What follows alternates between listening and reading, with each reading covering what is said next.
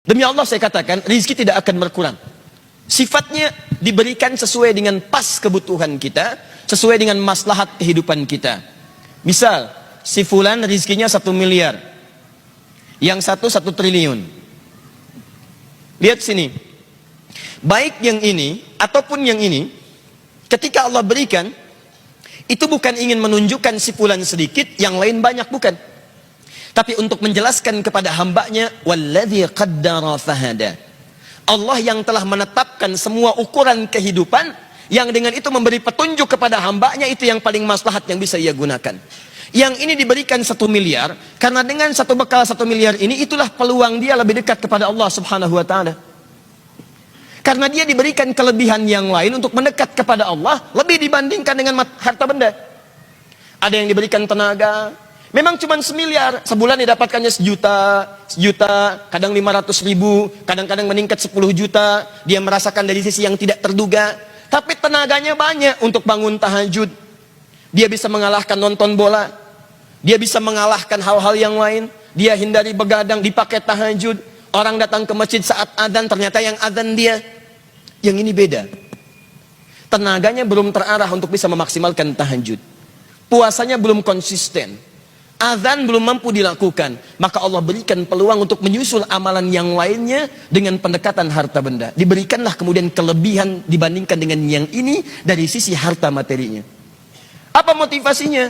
Bukan untuk menegaskan status sebagai orang kaya, kalla, bukan itu maksudnya.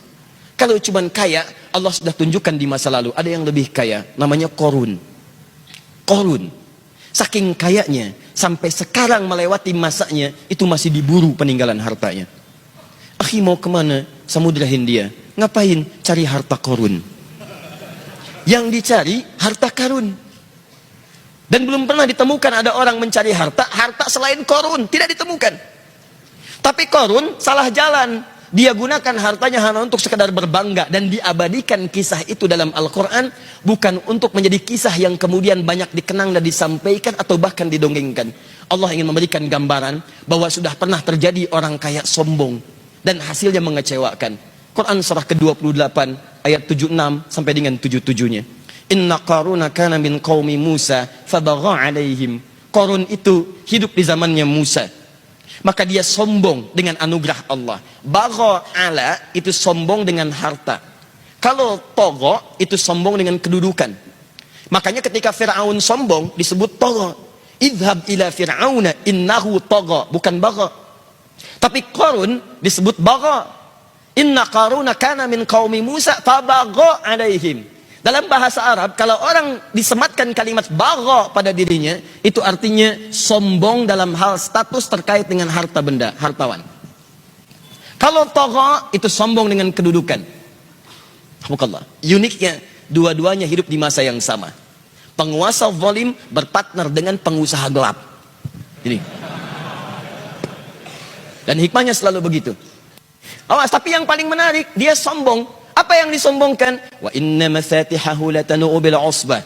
Sungguh kunci-kunci brankasnya saja. Brankas dia punya gudang. Antum sekarang brankas paling segini, brankas dia gudang. Kuncinya saja itu dipikul oleh bodyguardnya, betapa sulit dan beratnya. Jadi kalau dia jalan kemana-mana, yang dibawa itu cuma kunci brankasnya. Di belakang ada bodyguard, ngangkat, dan dia tunjukkan pada orang, ini saya nih. Ini kunci brankas saya. Masya Allah. Mau nyuri, nyuri aja. Ini aja ngambil kuncinya berat. Qarun. Jalan seperti itu. Saya tanya pada anda ya. Kalau anda punya brankas satu, kuncinya akan anda publikasikan atau anda sembunyikan? Saya belum pernah temukan ada orang beli brankas satu, kemudian dia kuncinya dipublish. Ceklik, kunci brankas saya. Cari masalah. Cari masalah. Jadi kalau anda belum pernah sekaya Qarun, gak usah ikutan sombong. Tidak usah ikutan sombong. Anda telat. Telat, terlambat, kesiangan, kepagian, kemalaman, dan keterlaluan. Karena apa yang anda sombongkan lebih kecil dibandingkan apa yang dimiliki Qarun yang Allah titipkan kepadanya. Jadi kalau harta anda gak seberapa dibandingkan Qarun, gak usah ikutan sombong. Anda ketinggalan. Kalau ada orang kaya lewat ITB sombong, berdiri di depan anda, sampaikan, maaf Pak, Bapak telat. Selesai. Udah. Dihancurkan oleh Allah, fakhassafna, kami tenggelamkan semuanya dengan harta-hartanya. Tapi kemudian turun kaidah, wabtaghi fima atakallahu daral akhirah wa la tansa nasibaka minad dunya. Saya titipkan harta ini terlihat seperti lebih, tapi sesungguhnya kata Allah, harta ini saya titipkan untuk mencari kemuliaan akhirat yang tidak bisa kamu kejar dengan potensi yang lainnya. Jadi Anda pulang ke rumah, coba lihat titipan mana yang Allah titipkan kepada kita secara dominan. Ada yang kedudukan, pakai kedudukan itu untuk beramal. Sebelum itu ditukar. Karena kaidah kedudukan tidak abadi. Buka Quran surah ketiga, Ali Imran. Dari ayat 26 sampai 27-nya. Qulillahumma malikal mulki tu'til mulka man tasha wa tanzi'u mulka mimman tasha. Anda yang sekarang misalnya jadi rektor, ada yang misalnya bupati, wali kota, macam-macam. Sepanjang melekat kedudukan itu titipan. Supaya Anda bisa beramal dengan kedudukan itu.